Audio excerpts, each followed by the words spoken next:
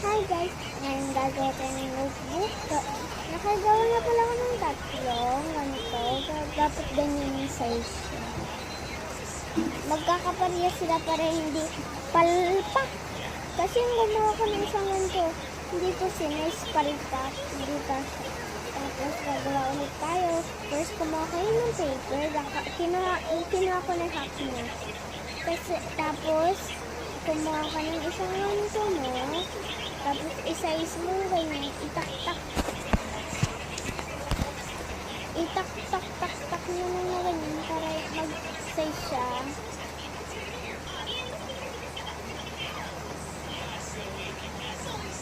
Ganyan siya.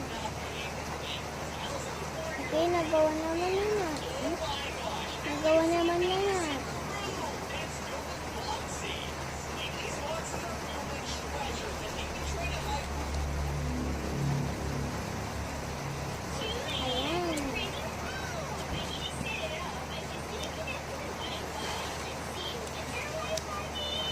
Ayan na siya guys.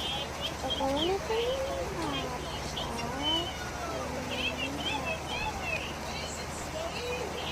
apat na kami isa.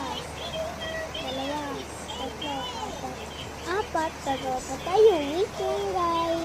Ito na guys yung natapos na po. Idikit-dikit nyo lang po siya kagaya ng ganito. Diba po? Nakagawa na po kayo.